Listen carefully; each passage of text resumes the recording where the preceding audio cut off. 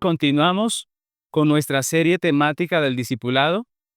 En la introducción, recordemos que hablamos acerca del discipulado, vimos que el discipulado es seguir a Cristo, vimos lo difícil que es seguir a Cristo, que no es difícil, sino prácticamente imposible. Seguir a Cristo es imposible, realmente.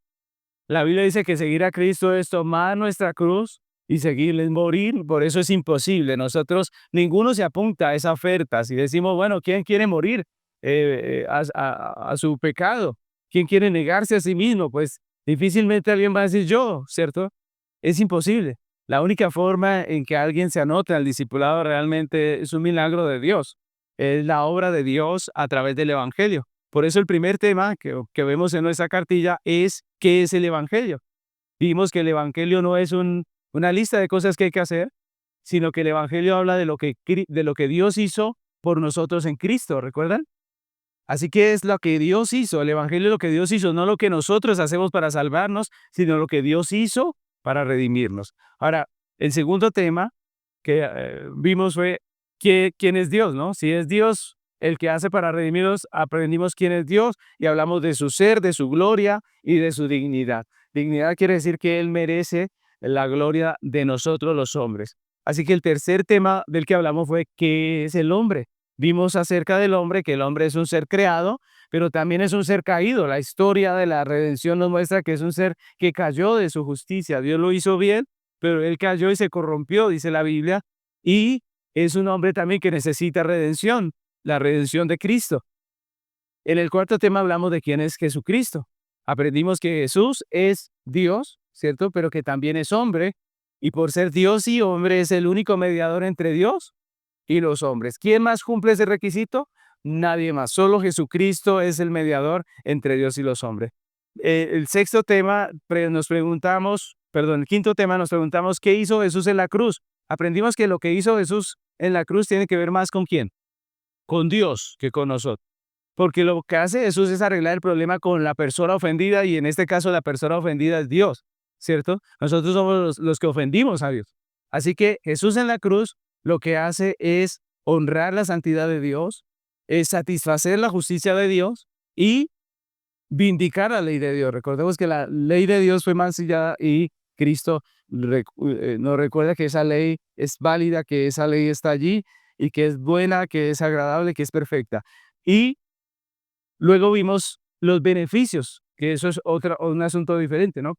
¿Cuáles son los beneficios que el hombre tiene por la obra que Cristo hizo en la cruz? Hablamos de algunos beneficios como la santificación, la justificación, la reconciliación.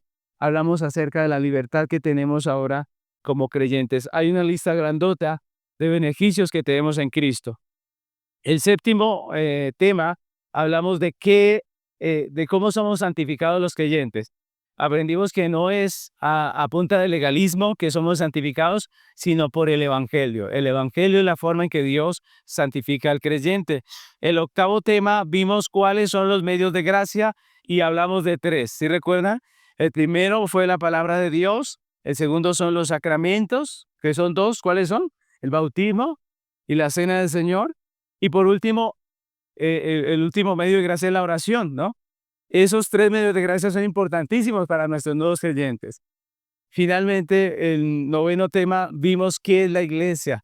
Vimos que el hombre fue creado para vivir en comunión con Dios y con las personas, pero vimos que el pecado que hizo rompió la comunión, ¿cierto? Rompe la comunidad y finalmente vimos que la iglesia es la comunidad de Dios. ¿Amén? Hoy vamos a ver el último tema, que es el décimo, y se titula ¿qué misión tiene la iglesia? ¿Qué misión tiene la iglesia? Es decir, ¿para qué estamos aquí como iglesia? ¿Para qué estamos aquí? Entonces, esta primera parte se trata de nosotros, de los que vamos a acompañar ese discipulado, y nos vamos a concentrar en entender por qué es importante este tema para nuestros nuevos creyentes, ¿no? ¿Por qué debe estar dentro de las 10 cosas que se enseña a las personas cuando empiezan su camino en la vida cristiana? Entonces vamos a ver 5 razones rápidamente. La primera de ellas es porque el tema, miren lo que vamos a hablar hoy. Vamos a hablar de la misión de la iglesia, ¿no? Vamos a hablar de qué estamos haciendo aquí como iglesia. ¿Por qué? Porque muchas veces el cristiano empieza su vida cristiana sin entender para qué estamos aquí, ¿no? Y entonces, como no entendemos qué es lo que estamos haciendo como iglesia, pues no podemos cumplir o llegar a pensar en cumplir con esa misión. Entonces, lo primero de por qué es importante este tema es porque es fundamento de la identidad cristiana, es parte del fundamento de la identidad cristiana. Es decir, de qué es lo que nosotros somos, qué es lo que es la iglesia. Aprender que ser discípulo no es solamente recibir conocimiento, sino vivir bajo la autoridad de Cristo y ser parte de la misión de Cristo. Eso es lo que somos. Nosotros no somos iglesia simplemente para venir y sentarnos, sino que somos iglesia para ser parte de la misión de Dios. Es lo que la Biblia nos dice. Según a los Corintios 5:17 nos habla de ese cambio. Es decir, la gente viene con una misión diferente, una misión tal vez egoísta, basada en sí mismo, una visión muy humanista. A veces la misión, la razón por la que la persona vive es simplemente para ser feliz, pero la Biblia nos da la verdadera razón y el propósito de la vida. Segunda a los Corintios 5:17 dice, de modo que si alguno está en Cristo, nueva criatura es, las cosas viejas pasaron, he aquí todas son hechas nuevas. Y eso empieza desde el fundamento, desde lo principal, que es el propósito. Cuando alguien llega a Cristo, tiene que empezar a cambiar su manera de pensar, y una de esas cosas que debe cambiar es el propósito de vida. Es decir, estamos aquí y tenemos una visión, una misión, que es la misión de Cristo. Y ahí viene nuestro segundo punto. ¿Por qué estamos respondiendo? Porque es importante el tema de la misión de la iglesia. Porque el segundo punto es porque da claridad del propósito que tenemos como congregación. Da claridad del propósito que tenemos como congregación. No solamente es el fundamento de nuestra identidad, que somos nosotros parte de esa misión, sino también que nos da claridad del propósito. Es decir, muchas veces sabemos o hemos escuchado que somos la luz del mundo, que todas estas cosas, pero no entendemos. La Biblia dice precisamente en Mateo capítulo 5, versículo 14, dice, vosotros sois la luz del mundo. Una ciudad asentada sobre un monte no se puede esconder. Entonces, este versículo es muy importante para recordar o darle claridad al propósito de la iglesia. ¿Por qué? Porque nos pone un ejemplo muy práctico. Es el ejemplo de la luz, ¿no? Ustedes recuerden que en la antigüedad, cuando se escribe este texto, lo que alumbraba era la lámpara, ¿no? Es decir, no habían bombillos, no había ninguna linternas o cosas, reflectores, nada de esto, sino que eran las lámparas. Y el Señor toma este ejemplo porque una lámpara era valiosa en el sentido de que ella era la que emanaba luz. Tener combustible en la casa para la lámpara, esto era parte importante de la labor del hombre dentro del hogar, de poder sustentar esa provisión para que haya luz. Por eso nosotros encontramos en la Biblia parábolas como la parábola de las 10 vírgenes, ¿recuerdan? Porque todo esto tiene que ver con algo que era importante para ellos, la luz, ¿no? Y el asunto es que Jesús compara a la iglesia con la luz del mundo. Él dice que nosotros somos la luz del mundo, que se enciende una luz con un propósito. ¿Cuál es? Iluminar. O sea, nadie encendía una vela porque sí, nadie la encendía como hoy en día para aromatizar, las velas aromáticas, ni nada, no, era porque necesitaban luz y lo apreciaban esa vela, no la iban a malgastar esa lámpara. Así que lo que nos enseña esto es que cuando Dios nos llamó, lo hizo con un propósito. Si se pusiera una canasta sobre la lámpara, pues el propósito de la lámpara se perdería, ¿no creen ustedes? Imagínense una lámpara encendida bajo el almud, como dice la Biblia, pues no se aprovecharía para nada, se perdería su contenido, no serviría para nada, no cumpliría el propósito. Y eso es importante, que nuestros discípulos desde el comienzo comprendan que hay un objetivo, una razón, un propósito de la iglesia y tengan claridad de cuál es. Por eso es importante este tema. La iglesia debe entender que no existen solamente para reunirse, para hacer actividades, sino para hacer luz en medio de las tinieblas y formar discípulos, que es lo que la Biblia nos enseña. Desde que empezamos en el Evangelio debemos llegar a pensar así, desde que comenzamos. Tercero, ¿por qué es importante este tema? Porque da seguridad en la misión. Recordemos que Jesús prometió su presencia constante con nosotros en medio de esta misión. Hoy vamos a hablar de la Gran Comisión. Y en la Gran Comisión, el primer versículo de la Gran Comisión, que vendría a ser el 20, no, perdónenme. Bueno, el primero nos recuerda que es el 18, nos recuerda que Jesús, Él dice, yo estaré con ustedes siempre. Es decir, su presencia va a estar allí, no vamos a estar solos. Todo el tiempo Jesús va a estar allí. El 18 empieza diciendo, ya recordé, el 18 empieza diciendo, Jesús, toda autoridad me es dada en el cielo. Por tanto, es la orden que Él da, ¿cierto? Es decir, Él está diciendo, no los va a mandar cualquiera, los estoy mandando yo. Y en el último, o uno de los finales de la Gran Comisión es el 20, y dice en el 20, enseñándoles que guarden todas las cosas que os he mandado, y aquí yo estoy con vosotros todos los días hasta el fin del mundo. Entonces, siempre va a dar miedo a hacer lo que Dios nos manda. Siempre nos va a dar miedo por el caos en el que vivimos, hablando de la Gran Comisión. Es decir, estamos siendo luz en medio de un mundo que está en tinieblas. Inevitablemente van a haber confrontaciones. Inevitablemente hay gente que va a decir, a mí no me gusta eso que usted está diciendo, yo no estoy de acuerdo. Es inevitable. Va a haber gente que va a decir abiertamente, yo no creo en Dios. Yo soy incluso se van a burlar de ustedes, van a decir, yo soy del diablo, ¿cierto? Pero el asunto es que Jesús está siempre con nosotros. Ese es un respaldo para nosotros que nos ayuda. Esto tiene que entenderlo el creyente desde que empieza. La Biblia nos llama a predicar con valor porque Jesús está allí. Eso es lo que da confianza y esperanza al creyente en medio de los temores. Amén. La cuarta razón es para que la iglesia entienda la práctica comunitaria del discipulado. Esto es importante, la práctica comunitaria del discipulado. Es decir, debemos comprender que el crecimiento espiritual ocurre en comunidad. La Biblia nos dice eso. Es decir, nadie puede ser cristiano en su casa nada más. Pueden haber casos de un cristianismo así, obviamente, en un lugar aislado donde realmente la persona no tenga más compañía. Yo creo que Dios puede salvar a una persona así. Pero lo común, lo que Dios hace para salvar a una persona y para su crecimiento, es que la persona esté en comunidad, esté con los demás creyentes. Eso es importante a través de la enseñanza, las relaciones con los hermanos, el servicio, todo eso es que se forma el carácter cristiano, no en aislamiento. Mire, si nosotros estamos aislados, pues nadie nos molesta, ¿cierto? Entonces, nuestra disposición a enojarnos nunca va a ser probada. Siempre vamos a estar tranquilos, nadie nos va a molestar, ¿cierto?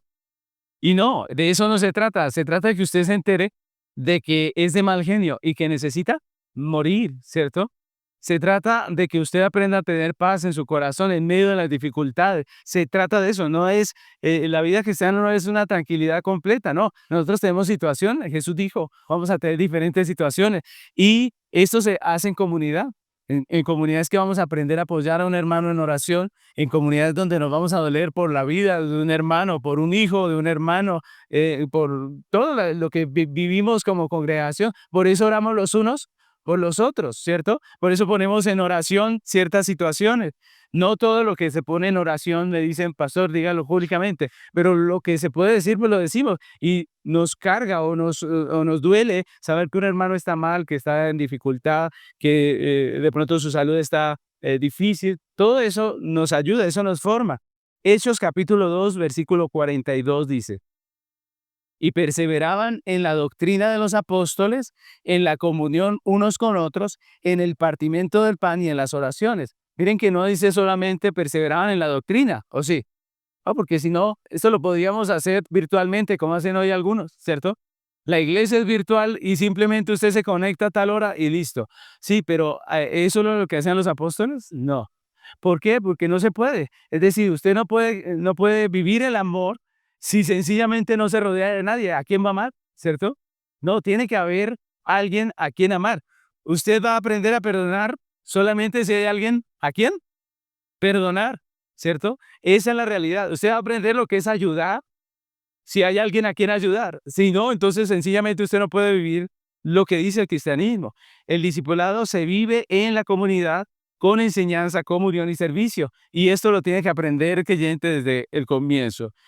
Y por último, la visión de fruto y esperanza futura. La visión de fruto y esperanza futura. Esas dos cosas tienen que ir desde el comienzo de la vida cristiana. Por eso estamos haciendo este discipulado, porque el creyente desde el comienzo tiene que aprender que nosotros como creyentes damos fruto de vida eterna, damos fruto en otros creyentes y también que tenemos una esperanza futura que es segura. Mis hermanos, la Biblia enseña que aunque la misión parezca difícil, porque es difícil, ¿no creen ustedes? Eso de ir a ser discípulos no es tan sencillo. Aunque la misión es difícil, la cosecha está asegurada por Dios. Es decir, esto no tiene pierde, ¿cierto? Nuestra misión no tiene pierde. Dios ha prometido y lo va a cumplir. Y eso motiva a perseverar a la persona en la labor, a confiar en la fidelidad de Cristo, a pesar de que no se vean mucho fruto, porque a veces pasa, ¿no? Predicamos, evangelizamos, invitamos, y la verdad es que muchas veces no vemos fruto. Pero cuando entendemos que esto está asegurado por Dios, pues entonces vamos a tener tranquilidad. Romanos 8:30 nos dice así. mm, Dice, y a los que predestinó, a estos también llamó, y a los que llamó, a estos también justificó, y a los que justificó, a estos también glorificó. Hermanos, este texto nos habla en pasado. Dios ya está viendo todo y Dios ya está viendo la glorificación de los creyentes. Es decir, todo aquel que Cristo escogió va a ser glorificado, va a llegar a ser llamado. ¿A través de quién? De la iglesia. A través de la iglesia. Es decir, nuestra labor va a tener éxito. No hay duda de eso, porque el texto lo dice, que el final de esto, que es la glorificación, está asegurada ¿por quién? Por Cristo. Entonces, eso es importante. Entonces, ¿por qué? Porque eso le da a nuestra labor sentido, le va a dar a nuestra labor seguridad, porque lo que estamos haciendo sí vale, ¿cierto? ¿Cuánto lleva nuestra iglesia predicando en este sector? Pero lo que Dios ha establecido vale. Lo que Dios ha querido lo está haciendo. Así que estemos confiados en ello. Esas son las 5 razones por las cuales este tema es importante. Ahora vamos a entrar a la enseñanza que nosotros vamos a dar. Esta es la lección 10, que se titula ¿Qué misión tiene la iglesia?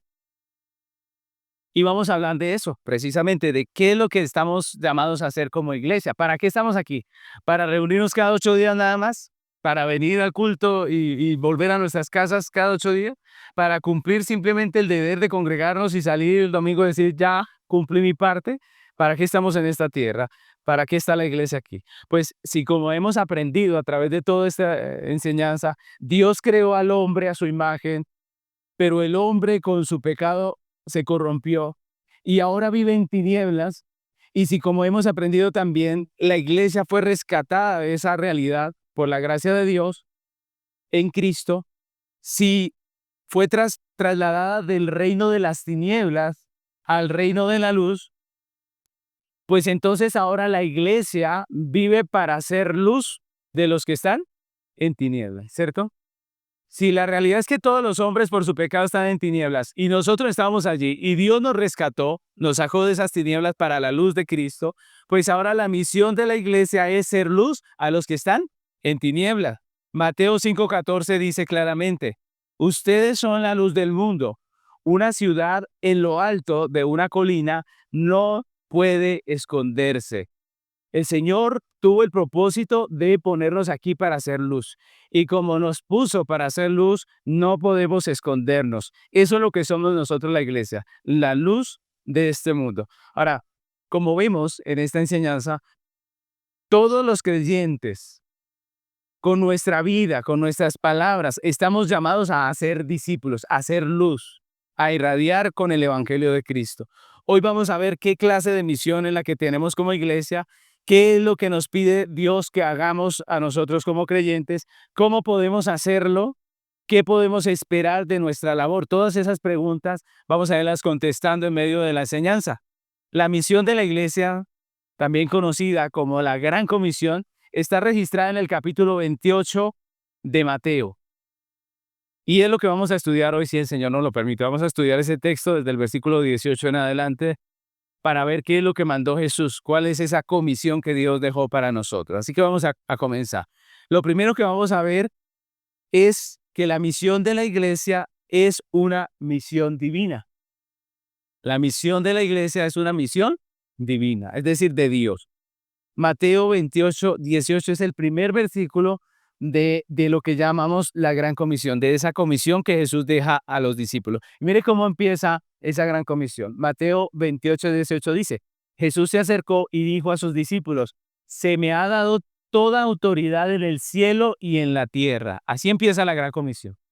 La pregunta es, viendo este texto, conforme a lo que dice este texto, es, ¿quién es el que está comisionando según este texto? ¿Quién? Jesucristo. Él mismo dijo, Jesús, ahí dice, Jesús se acercó y dijo a sus discípulos, es Jesús el que está comisionando. Ahora, ¿a quién está comisionando? Ahí lo dice, a los discípulos. Es decir, todo discípulo de Cristo tiene esta gran comisión. Es para todos los discípulos. Y luego nos preguntamos, ¿qué es lo que tiene Jesús para que pueda darnos esa misión mundial? ¿Qué fue lo que dijo que tenía? Toda autoridad. ¿Dónde? En el cielo y en la tierra. Así que vamos a comenzar viendo que la misión de la iglesia es una misión divina. En todos los temas que hemos visto, si ustedes se han fijado, hemos visto que es Dios y no nosotros. Siempre hemos hablado que es Dios y no nosotros. Dios es el autor de la salvación y de todo lo que tiene que ver con ella. Al principio, por ejemplo, vimos que el Evangelio no es una lista de cosas que nosotros hacemos para salvarnos, sino que es lo que Dios hizo a través de Cristo para redimirnos a nosotros, ¿cierto? Y de la misma manera hemos abordado cada tema viendo que es Jesucristo el que hace la obra en nosotros. A partir de ahí hemos visto que cada uno de los temas que hemos manejado, Dios, la obra es de Dios, ¿no? Y al llegar al final, ahora en este último tema que es acerca de la misión de la iglesia, también vemos que a pesar de que la misión es para nosotros, también es una misión divina. ¿Por qué? ¿Por qué decimos que es una misión divina? Una misión divina. Primeramente, porque hace parte del plan soberano de Dios, por tanto depende absolutamente de Dios. Hace parte del plan divino, del plan soberano de Dios, y por eso depende absolutamente de Dios. Es decir, esto que estamos viendo que nosotros estamos llamados a hacer de ir y predicar, estaba dentro del plan de Dios, hacía parte del plan de Dios.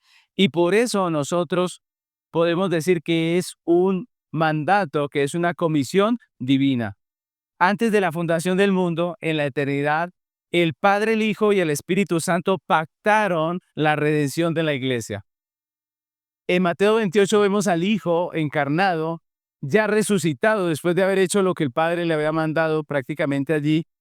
Él reclama la autoridad, él dice, yo tengo la autoridad para comisionarlos, y él es el que como mediador nos comisiona, ¿no? La misión de la iglesia es el mecanismo mediante el cual el Hijo recoge aquello que ya tenían pactado con el Padre, es decir, que recoge a su iglesia. Es el mecanismo por el cual el Señor recoge a su iglesia. ¿Cómo es? A través de la predicación y la enseñanza de la misma iglesia. Dios tiene diseñado un plan donde Él va a salvar a sus escogidos. ¿A través de quiénes los va a salvar? De la misma iglesia, ¿cierto? A través de nosotros, a través de la iglesia, Dios salva a la iglesia. Somos parte del plan de Dios. Juan, capítulo 6, versículos 35 al 38. Vamos a leer este texto. Dice la palabra del Señor. Jesús le respondió, yo soy el pan de vida. El que viene a mí nunca volverá a tener hambre, y el que cree en mí no tendrá sed jamás. Pero ustedes no han creído en mí a pesar de que me han visto. Sin embargo, los que el Padre me ha dado vendrán a mí, y jamás los rechazaré, pues he descendido del cielo para hacer la voluntad de Dios, quien me envió, no para hacer mi propia voluntad. Y este texto es maravilloso porque nos hablamos de muchas cosas. Primero, dice que Jesús sabía que había gente que no iba a creer en él, ¿cierto? Y yo les digo a ustedes, iglesia, a cada uno de nosotros, vamos a predicarle a muchas personas, vamos a invitar a muchas personas a la congregación, vamos a presentar a muchas personas a Jesús, pero no todos van a creer en Jesús. Algunos nos van a rechazar abiertamente, otros van a venir, tal vez por compromiso con nosotros, por lo que sea, van a sentarse un rato o tal vez todo el tiempo del culto y luego no van a volver. Es decir, Jesús sabía que había gente que lo iba a rechazar y gente que le iba a reconocer. Y él dice que los que le reconocen, los que lo aceptan a él, los que aceptan su evangelio, son los que el Padre, ¿qué? Los que el Padre le dio. Miren lo interesante. Es decir, esto es algo que ya se había pactado en la eternidad y que está ocurriendo en el tiempo, y Jesús sabe que hay un grupo de personas a las cuales Dios va a salvar a través de su mensaje. Lo mismo opera para nosotros, lo mismo funciona para nosotros. Nuestra misión es parte del plan de Dios. Dios va a salvar a sus escogidos. Pablo decía, todo lo sufro por amor a los escogidos, dijo. Dice, hermanos, esa es la realidad. Nosotros vamos a evangelizar, a hacer actividades, vamos a hacer muchas cosas, pero al final solamente los que Dios, en su gracia, porque no era obligación para Él, pero en su gracia destinó salvar de en medio de todos los pecadores, pues esos son los que van a reconocer el mensaje y van a caminar dentro del Evangelio de Jesucristo como Dios manda. Eso es lo que dice la Escritura. Y nosotros debemos descansar en el plan soberano de Dios. Entonces, primeramente es una misión divina, esa misión que Dios nos encargó, que hace parte del plan divino, pero también es una misión divina que fue ordenada por Jesucristo. ¿Por qué es importante esto? Porque Él es el mediador. Por ser parte del plan eterno de redención, el que manda a que nosotros hagamos esto, el que nos comisiona es el mismo Jesús, como vimos en el texto de Mateo 28. El mandato de hacer discípulos no surge de una institución humana. Miren que no es un plan del pastor. El discipulado que estamos haciendo no es un proyecto del pastor Henry, no. El discipulado que estamos haciendo es un proyecto ¿de quién? De Jesús. Él nos enseñó, vayan y hagan discípulos. Este es un mandato de Jesús. No es una tradición humana, sino es el mismo Jesús resucitado el que lo encomendó a su iglesia. Pero este mandato en realidad no es nuevo. Es decir, nosotros lo encontramos allí en Mateo, pero no es nuevo. Si vamos a la Biblia, en el Antiguo Testamento, lo que vemos es que Dios ya había mandado a su iglesia a hacer luz para las naciones. Jesús viene a hacer el cumplimiento de ese mandato. Ese mandato en realidad no es nuevo, es la continuación o el cumplimiento del propósito de Dios de que su iglesia sea luz. Como ya vimos en Génesis, Dios llama al hombre, cuando lo crea, Dios lo llama a hacer una comunidad para Dios. ¿Recuerdan? Lo vimos hace 8 días. Y luego en Génesis 12, cuando Él escoge a Abraham, también lo llama, y miren lo que dice en Génesis 12, del 2 al 3. Dice, haré de ti una gran nación, te bendeciré, te haré famoso y serás una bendición para otros. Bendeciré a quienes te bendigan y maldeciré a quienes te traten con desprecio. Todas las familias de la tierra serán benditas, serán bendecidas por medio de ti.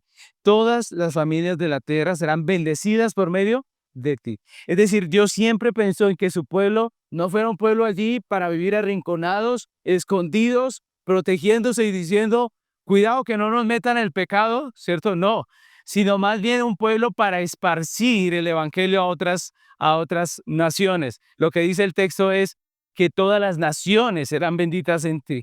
Todas las naciones. Y eso es maravilloso. Ese es el evangelio. Desde el comienzo, esa era la misión de la iglesia. En Éxodo, Dios dice a Israel que ellos serían un reino de sacerdotes y una nación santa. Y en el libro del profeta Isaías, Dios dice que su siervo será luz para las naciones, refiriéndose a Israel. Ahora, cuando Jesús viene, Él es el cumplimiento del pacto y es Él mismo el que comisiona a la iglesia. Antes de ser levantado al cielo, recordemos que aquí había resucitado, se aparece a sus discípulos y les da esta gran comisión. Les dice, vayan y hagan discípulos a las naciones. Esa es nuestra misión, mis hermanos. Otra cosa que es importante de esta misión divina es que es el fundamento legal de la misión, es Jesucristo mismo. Por tanto, tenemos autoridad, la autoridad del mediador. El fundamento para lo que hacemos, para la misión que Dios nos encargó, es Jesucristo mismo. Es decir, tenemos la autoridad del mediador. ¿Recuerdan cuando hablamos acerca de Jesús? Vimos que Él es el único, ¿qué? Mediador. Y es Él el que nos encomendó esta labor. Es decir, no actuamos por iniciativa propia, sino bajo el mandato del Rey de Reyes, que es el único mediador. Primera Timoteo 2:5 dice la palabra del Señor. Primera Timoteo 2:5. Pues hay un Dios y un mediador que puede reconciliar a la humanidad con Dios, y es el hombre Cristo Jesús. El único que puede reconciliar a la humanidad es ¿quién? Cristo. ¿Y quién nos dio la gran comisión? Cristo mismo. ¿Qué quiere decir? Quiere decir que nosotros tenemos la autoridad del mediador para ir y hacer discípulos. Y mis hermanos, eso debe llenarnos de gozo, debe llenarnos de seguridad. Como único mediador entre Dios y los hombres, Cristo nos autoriza y nos capacita para ser embajadores de su reino. Nuestra misión tiene legitimidad porque procede de Cristo. Nuestra confianza no depende de cómo respondan los hombres, porque a veces cómo responden los hombres, de una manera áspera, ¿cierto?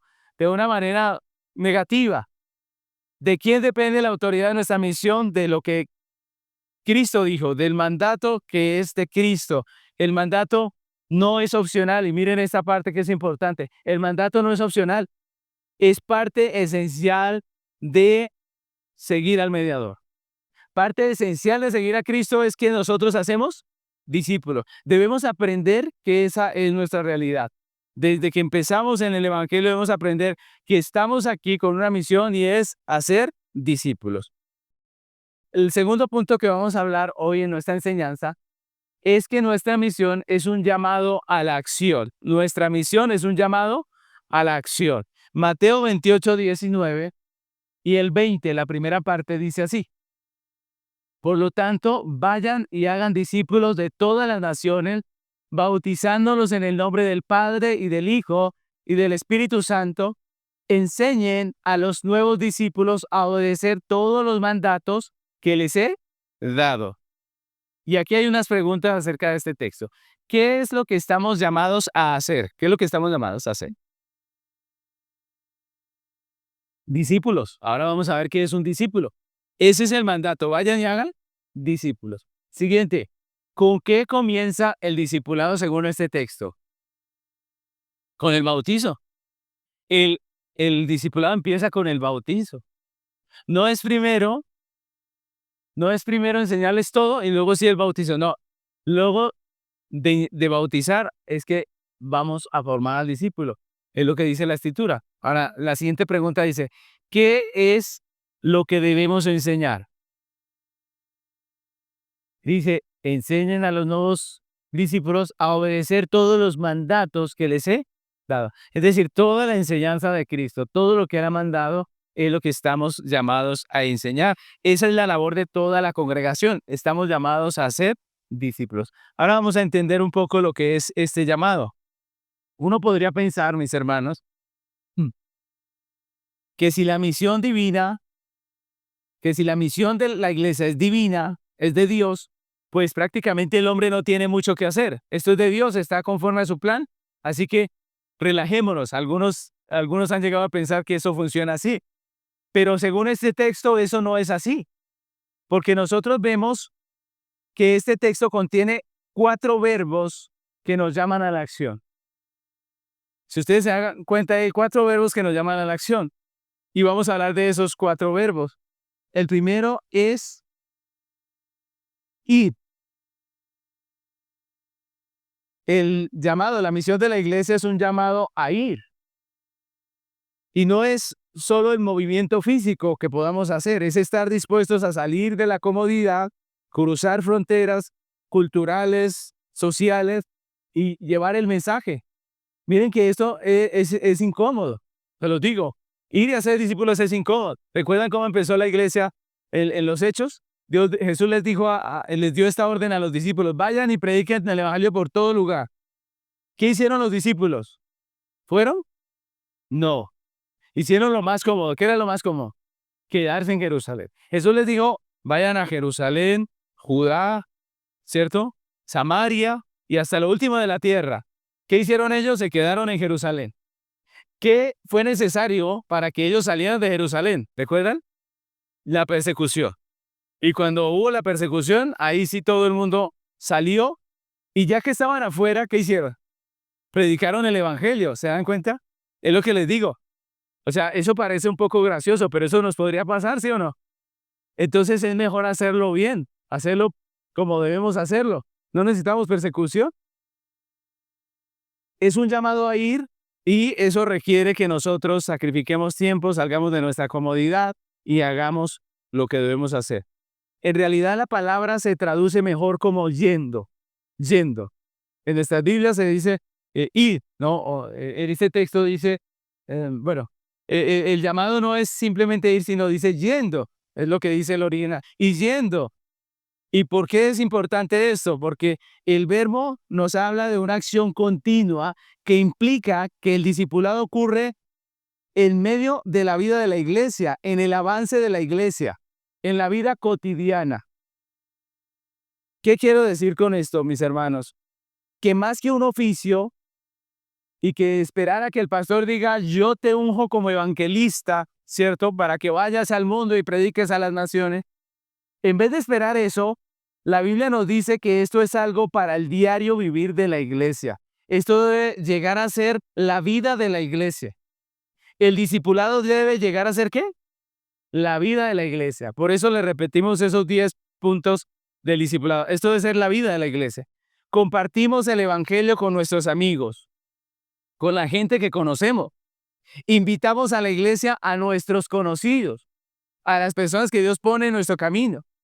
Mientras nos tomamos un tinto con una persona, con nuestro familiar, con un amigo, podemos estar enseñando una verdad preciosa del evangelio, como la justificación.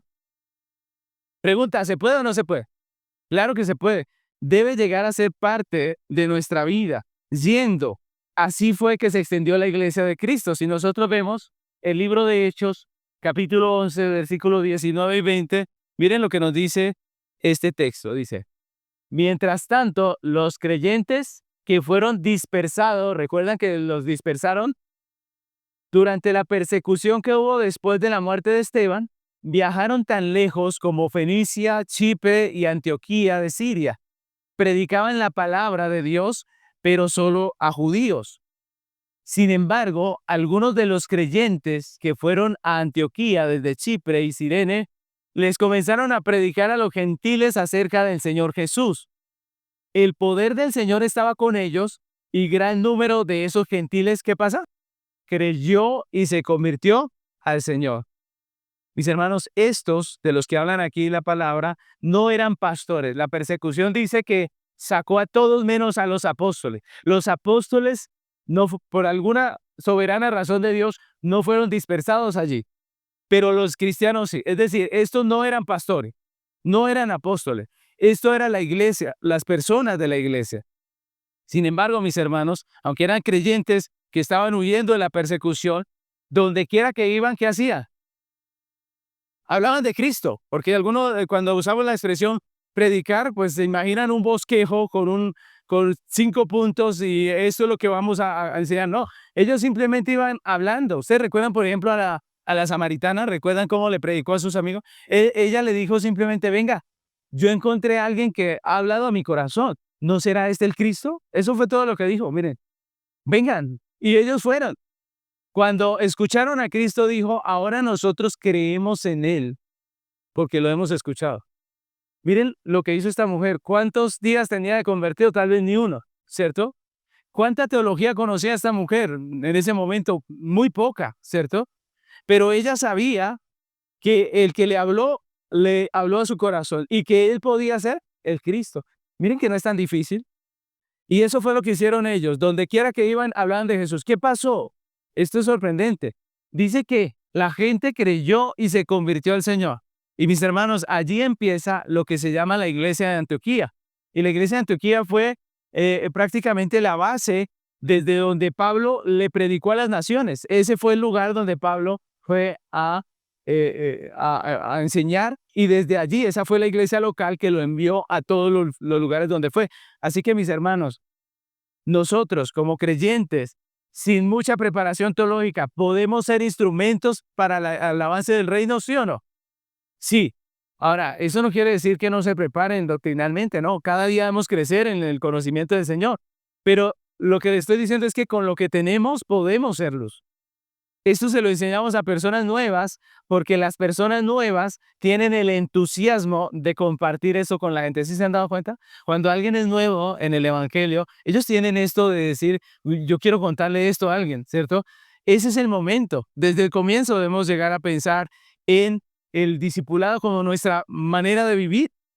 Y ese fue el comienzo de la iglesia de Antioquía, mis hermanos. Así que es un llamado a ir, o a que yendo hagamos discípulos, a que yendo todos los días de nuestra vida hagamos discípulos.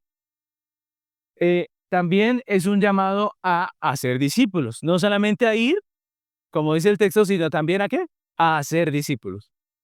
El objetivo de la misión es este. Ustedes miran el texto, ese es realmente el objetivo de todo el texto, hacer discípulos. Este texto en el griego original, si ustedes analizan un poco la estructura de este texto, hay un solo imperativo principal, y ese es hacer discípulos. Eso es lo que desea el autor del texto, lo que nos está comunicando. Lo que él quiere que hagamos es hacer discípulos. Los otros tres verbos de los que estamos hablando solamente están participando allí de ese objetivo que es hacer discípulos. Son participios que desarrollan el tema que es hacer discípulos. ¿Cuáles son? Yendo, bautizando y enseñando. ¿Todo esto es para qué? Para hacer discípulos. Así que este es el objetivo, hacer discípulos. La orden central no es solamente evangelizar, la orden central no es solamente presentar a Cristo, la orden central es discipular. Es decir, anunciar el evangelio, no, ahí no termina todo. Hay que formar discípulos. Reproducir la vida de Cristo en otros. Eso es hacer discípulos. Reproducir la vida de Cristo en otros. Formar aprendices que sigan a Jesús y vivan como Él nos llama a vivir. Por eso dice que hay que enseñarles todo lo que Él nos enseñó. Formar aprendices que sigan a Jesús y vivan como Él nos llama a vivir. Eso es hacer discípulos. Lucas 9:23 lo dice muy claramente. Jesús le está hablando a la multitud. Recordemos que a Jesús lo seguía una multitud muy grande, entre otras cosas porque Él hacía milagros, Él sanaba a las personas. ¿Por qué Jesús hacía milagros? ¿Recuerdan? Porque era parte de las señales que iban a acompañar al Mesías.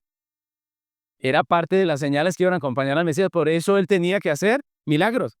Y Él hacía milagros, entonces la gente decía: ay, este hace milagros, este me puede sanar de esta artritis que tengo, este me puede sanar de tal cosa. También multiplicó los panes. Entonces había gente que pensaba: bueno, no necesitaré trabajar si me pego a Jesús, porque Él va a suplir la comida todo el tiempo.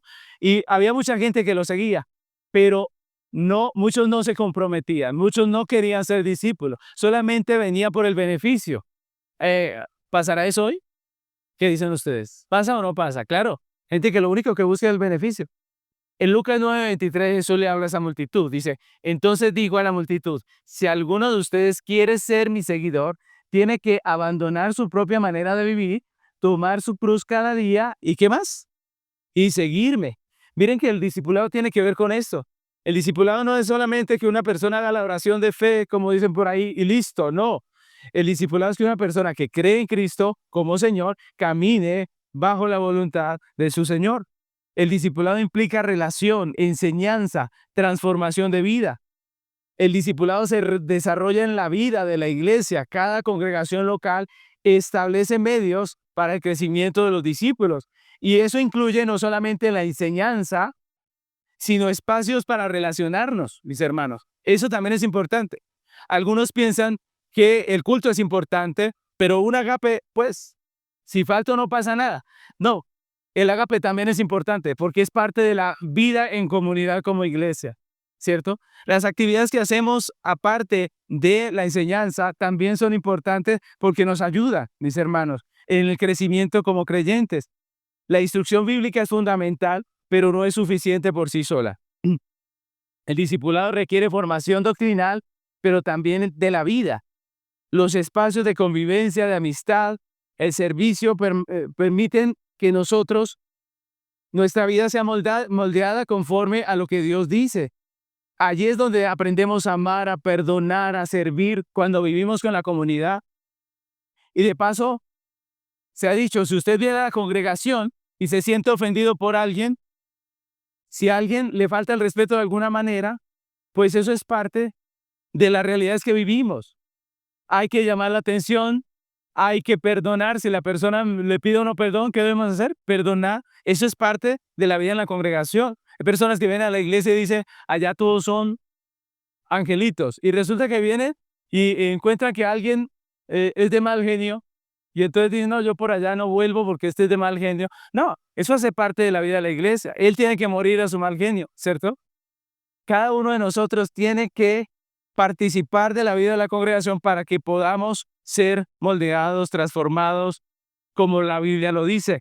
Mis hermanos, así está en las cartas del apóstol Pablo. ¿Y de qué habla el apóstol Pablo? Pablo dice, le doy gracias al Señor porque ustedes viven como angelitos todos, no hay peleas, no hay discusiones, ¿cierto?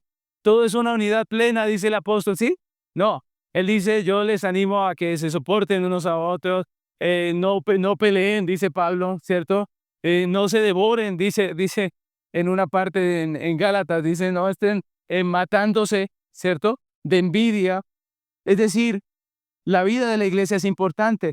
La instrucción bíblica es fundamental, pero no es suficiente. Hay que vivir como iglesia. El discipulado requiere formación doctrinal y práctica. Los espacios de convivencia de la iglesia son importantes. El discipulado se fortalece en la acción, en el ministerio, en proyectos de servicio, en la oración que hacemos los unos por los otros. Allí aprendemos a amar a un hermano. Cuando aprendemos a orar, mire, pasa que nosotros vemos los errores de nuestros hermanos y a veces en vez de decir, este hermano necesita que yo ore por él, decimos terrible, y es cristiano, y viene a la iglesia, y el pastor no se da cuenta de que es un lobo vestido de oveja, ¿sí? Y todas estas cosas. En vez de pensar así, deberíamos decir, bueno, este hermano está mal, necesita oración. Mire, si usted siente fastidio por un hermano, le doy la receta, oración. O empieza a orar por él. Diga, Señor, mira, este hombre no está viviendo como tú mandas, ayúdalo. Obra en él, Señor, que se arrepienta, Señor, que se arrepienta. Esa es debe ser nuestra vida. La obra de Dios se hace en medio de los recursos que hay en la congregación, en la iglesia. Tenemos la escuela dominical, tenemos las reuniones que hacemos dominicales de culto, tenemos el ágape, cuando hacemos ágape para compartir, cuando damos un almuerzo, procure participar, integrémonos, hablemos con los hermanos nuevos, participemos. Eso hace parte de nuestro crecimiento como iglesia. Tenemos también la enseñanza diaria que hacemos por medio de la página en YouTube. Eso también fortalece la fe nuestra. Ese devocional todos los días es llenarnos de doctrina, 10 minuticos diarios, nos llenamos de doctrina cada día y eso nos afirma. Mis hermanos, estamos llamados a crecer en comunidad. También es un llamado a bautizar, no solamente a ser discípulos, sino que el texto dice que bautizándolos, ¿cierto? Es un llamado a bautizar. Y ustedes recordarán que el bautismo es el sacramento de pertenencia, ya lo vimos, que cuando entramos a la iglesia local es una señal de entrada al pacto. Y al ser en el nombre del Padre, del Hijo y del Espíritu Santo, como dice el texto, indica que hay una unión vital de la persona con Cristo. Es decir, la persona está diciendo, ahora yo estoy unido ¿a quién? A Cristo. Cuando alguien se bautiza está diciendo, yo ahora estoy unido a Cristo. Antes estaba unido al mundo, ahora estoy unido a Cristo. Pero también indica una transferencia de propiedad, una transferencia de propiedad. Es decir, la persona antes era del mundo, pero ahora dice, yo soy de Cristo. Le pertenezco a Cristo. Jesucristo es mi Señor. Él es el dueño de mi vida. Su palabra ahora es mi norma de fe y conducta. Es lo que estamos diciendo con el bautismo. Ahora, notemos que el bautismo va primero y luego la enseñanza. En el texto dice así: bautizándolos en el nombre del Padre, del Hijo y enseñándoles. Primero el bautismo. Va primero y luego sí la enseñanza. Es decir, la identidad precede a la actividad, porque la salvación es por gracia. Es por gracia. Es decir, no esperamos a enseñar a los hombres todo lo que manda Jesús para que lleguen a ser de Dios y luego si los bautizamos, no, sino que nosotros sabemos que la salvación es por gracia al entender el Evangelio. Así que a la persona que recibe el Evangelio, la bautizamos, la sellamos en el nombre del Dios Trino con el bautismo y entonces los instruimos en la obediencia que fluye de esa nueva vida e identidad en Cristo. Es decir, si Cristo no lo salva, Él no va a hacer caso a nada de lo que le enseñemos, ¿sí o no? Entonces, ¿para qué perdemos el tiempo? ¿Cierto? No, nosotros enseñamos al que ya es, y por eso lo primero que va es el bautismo. Obviamente, esa es nuestra manera de trabajar. No quiere decir que nosotros sepamos exactamente si una persona se convirtió o no. Hay muchos ejemplos en la Biblia donde una persona se bautiza, pero al fin y al cabo no camina con Dios. Pero el orden que Jesús nos dio fue este: primero, bautícenlo. Y esto está diseñado precisamente en ese orden. La idea, mis hermanos, es que después de este discipulado, el creyente nuevo se bautice. Después de 10 clases, el creyente se bautice. Después de entender el Evangelio, el creyente se bautice. Hechos capítulo 2, versículos 41 y 42 dice así: así que los que recibieron su palabra fueron bautizados y se añadieron aquel día como 3,000 personas. Y perseveraban en la doctrina de los apóstoles, en la comunión unos con otros, en el partimiento del pan y en las oraciones. Ese texto es precioso, ¿no? Es esa predicación que viene después de que la iglesia recibe el Espíritu en Hechos 2 y la conversión es maravillosa. 3,000 personas, ¿ustedes se imaginan eso? Imagínense, 3,000 personas escuchan el Evangelio y todos dicen: venga, yo quiero. Yo me bautizo. ¿Cómo sería ese bautizo? ¿Ustedes se imaginan 3,000 personas? ¿Cómo bautizaron toda esa gente? Eso debió haber sido algo terrible. Tremendo. ¿A qué horas acabaron? Es la pregunta, ¿cierto? Debió haber sido tremendo. Ahora, mis hermanos, como podemos ver, los discípulos predicaron el Evangelio y ¿qué hicieron inmediatamente? Bautizaron. ¿Cuándo? El mismo día, en el mismo momento. La gente se bautiza inmediatamente y luego sí dice que ellos perseveraban ¿en qué? En la doctrina. Ese es el orden del Señor. Luego perseveraban en la doctrina. ¿Solo en la doctrina? No, también en la comunión, también en el partimiento del pan, también en las oraciones, en la vida de la iglesia. Así es que crecemos, ¿cierto? Esto no es a larga distancia. Esto no es a larga distancia. Una persona no puede decir: yo soy cristiana, y decirla con verdad si nunca se congrega, si de vez en cuando viene. No, la vida cristiana es dentro de la congregación, así lo dice la palabra, así debe ser. Entonces, como podemos ver, ese es el orden. Este discipulado precisamente está diseñado para que después de ser aprendido, la gente tome el bautismo. Ahora, la misión no termina aquí, porque también es un llamado a enseñarles, a enseñarles. No termina la misión en el bautismo, requiere formación, continuar la enseñanza de Jesús. Y en eso participamos todos también. Colosenses 3:16 dice que el mensaje de Cristo con toda su riqueza llene sus vidas. Enséñense y aconséjense unos a otros con toda sabiduría que Él da. Canten salmos e himnos y canciones espirituales a Dios con corazón agradecido, con un corazón agradecido. Mis hermanos, aquí nos llaman a enseñar.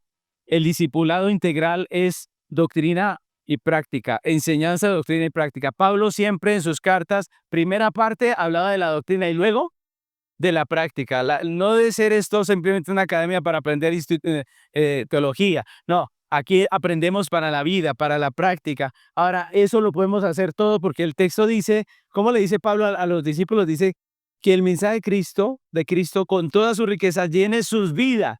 Y luego dice, enséñense. Ojo, enséñense. ¿Quiénes van a enseñar este discipulado? Los discípulos, ¿cierto? Enséñense. Ustedes pueden enseñar. Ahora, esa obediencia, esa enseñanza que nosotros hacemos tiene que ser no solamente teórica, sino que práctica.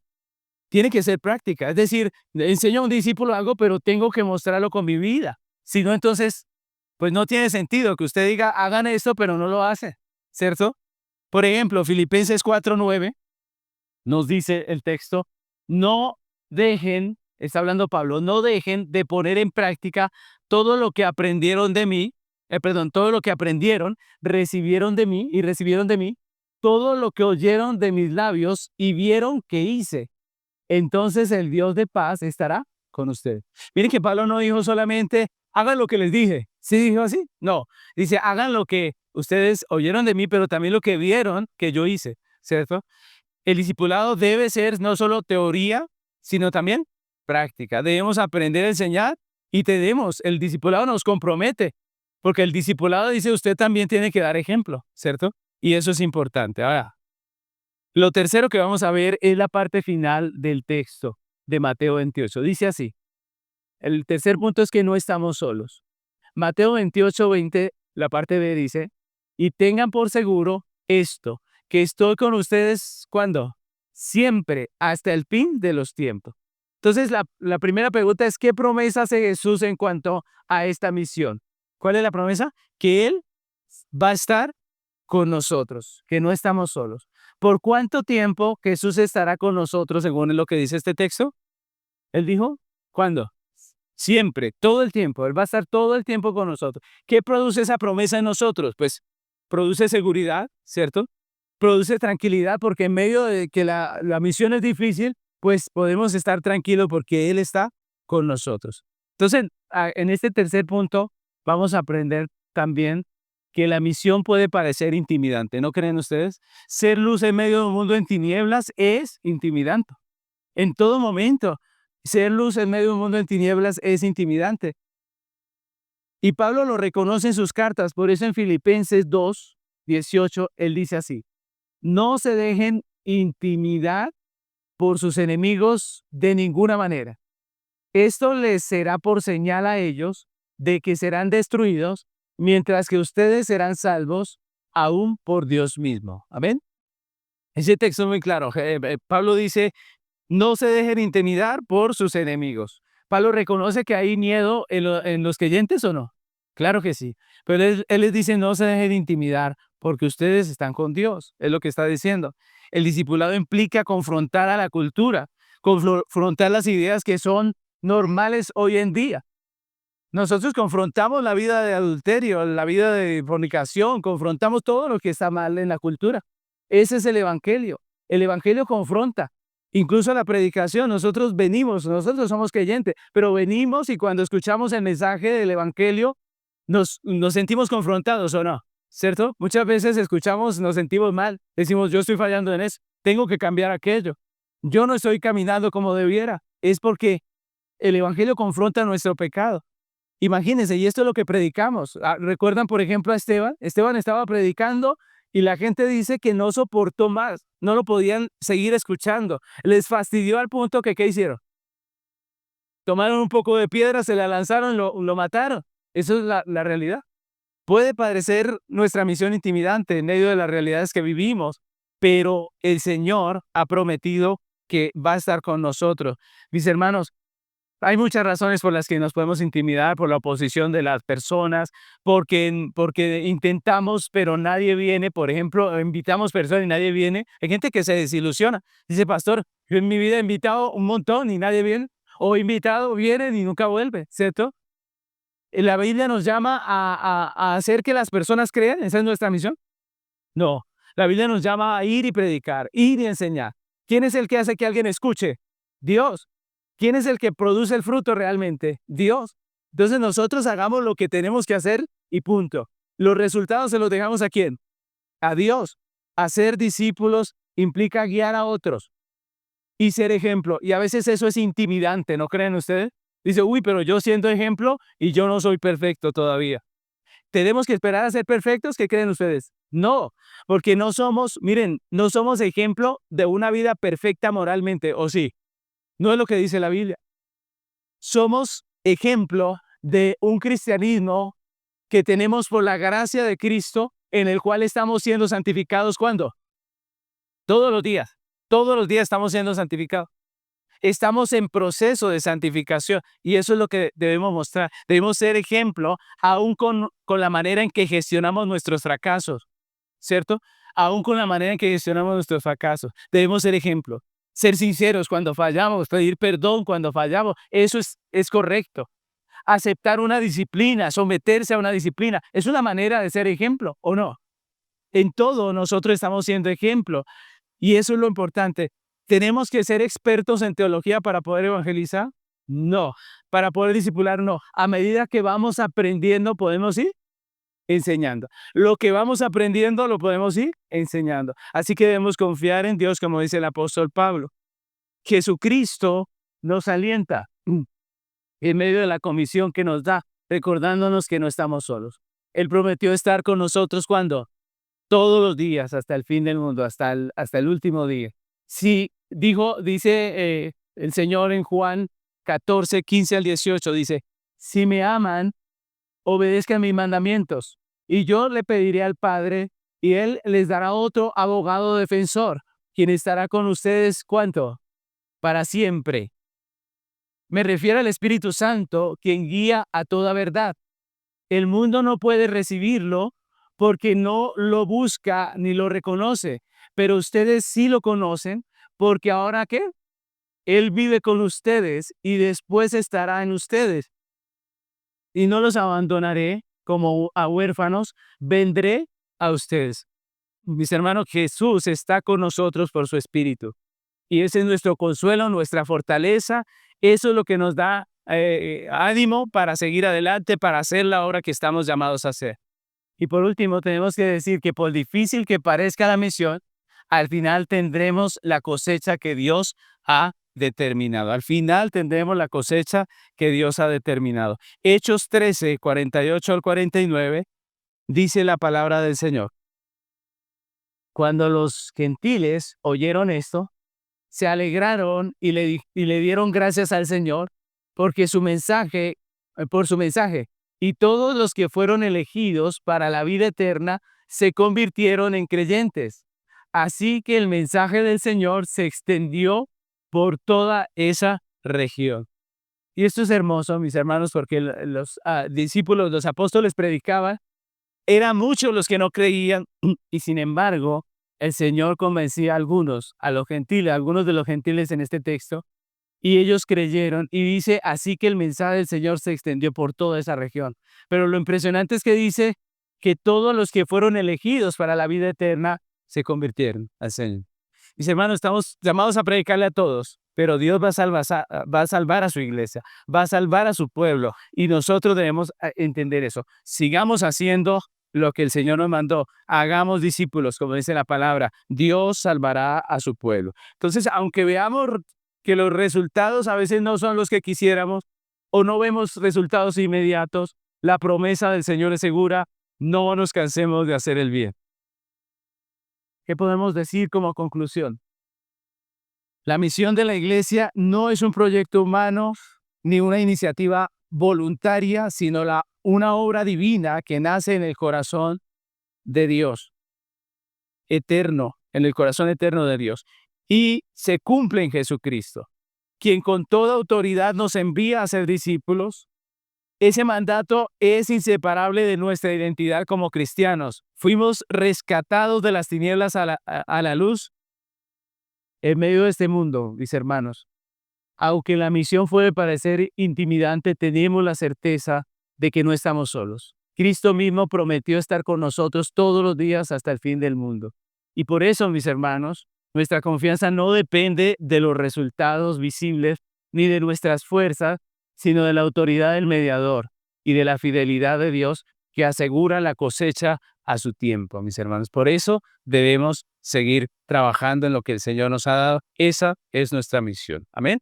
Vamos a terminar dando gracias al Señor. Les invito a que se pongan sobre sus pies y oramos al Señor agradeciéndole por ese privilegio. Mis hermanos, debemos ser conscientes de que Dios no necesita nuestra ayuda, ¿no cree? Dios no necesita nuestra ayuda. Y eso es lo sorprendente, ¿no creen? Si Dios no necesita nuestra ayuda, ¿por qué nos manda a predicar? Porque esa es nuestra misión. Eso nos recuerda que predicar el Evangelio, hacer discípulos, no es simplemente un deber, sino un privilegio. No es una necesidad, porque Dios no necesitaba de nosotros. Es un privilegio. Que nosotros podamos participar de la labor en la obra del Señor es un privilegio. Que Dios nos ayude a verlo así. Que podamos disfrutar de esa labor que Dios nos encomendó. Oremos. Señor amado, gracias te damos por este mensaje precioso de tu palabra.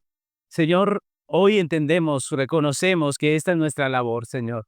Tú nos rescataste y encendiste la luz de tu salvación en nuestro corazón, no para cubrirnos y escondernos, sino para que salgamos allá afuera y seamos luz para los que están en tinieblas.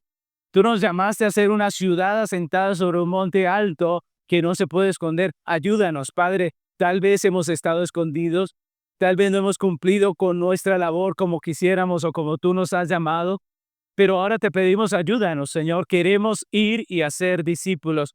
Señor, bendice a tu iglesia, Señor. Ayúdanos que como nos enseñabas aquí hoy, Señor, yendo, podamos hacer discípulos. Ayúdanos que esta sea la vida de tu iglesia, que hacer discípulos sea la vida de tu iglesia, que no nos estemos escondiendo, que no estemos pasando como si fuéramos detectives secretos en medio del reino. No, ayúdanos a ser visibles, que las personas puedan ver en nosotros creyentes, personas que aman a Dios más que a su propia vida, más que a sus deseos, más que a su pecado, más que a las cosas de este mundo. Ayúdanos, Señor, que podamos ser luz para este mundo en tinieblas. Es la razón por la que estamos aquí. Ayúdanos. Señor, gracias por lo que nos has permitido hacer como iglesia. Gracias, Señor, porque nos has permitido participar con nuestro tiempo, con nuestro dinero, con nuestro esfuerzo para hacer lo que has hecho. Ayúdanos a hacer más. Queremos hacer más, Dios mío. Queremos cumplir esa misión que tú nos has encomendado. Ayúdanos, que nuestros discípulos aprendan desde el comienzo que esta es parte de su identidad, Señor. Permítenos ver tu gloria aquí en esta tierra. Permítenos ver esa cosecha de personas, Señor, venir a Cristo.